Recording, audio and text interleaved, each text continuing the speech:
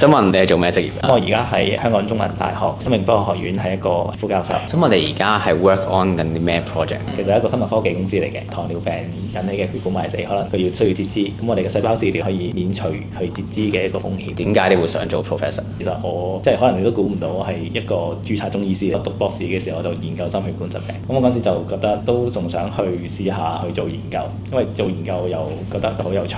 就讀完個博士，美國心臟學會又俾咗個獎學金，就去咗 Stanford 度又做咗一啲新嘅研究。你對呢個 industry impact 可以做到啲咩？咁我而家最想做嘅就係將佢做一啲轉化。咁啊，除咗將呢啲科研咧，即係寫喺文章上面，可以有朝一日咧就可以係俾醫生或者係俾可以上到個藥架上面，係俾病人係用得到。你幻想最終個 picture 係點樣？最大膽嘅假設就係一個 OTC，即係一個撳機咁樣，就你撳咗一罐汽水出嚟，好簡單，我就可以擠落去，咁就可以幫你去 regenerate 以形補形。其實血管係主宰住我哋人體嘅健康、人體嘅壽命。咁所以我哋最終達到嘅目的，其實就係將逆轉血管年齡啦。最後一個問題，因為我哋啲觀眾都係好想成功做到自己想做嘅嘢嘅一啲後生仔。如果你而家俾一個 advice 俾佢哋，你會俾啲咩？從我自己嘅經驗嚟講咧，最緊要嘅就係 build on 自己嘅 interest，要諗下自己嘅興趣係做乜。咁就算嗰樣嘢好辛苦，咁但係你因為你嘅興趣咧，咁其實你會覺得好 enjoy，追住自己嘅夢想同埋做一啲自己覺得有興趣嘅事，會有起伏啦。冇人嘅人生係會好順暢，我覺得後生仔係最捱得嘅。多謝晒你嘅時間。多謝 Ivan，thank you。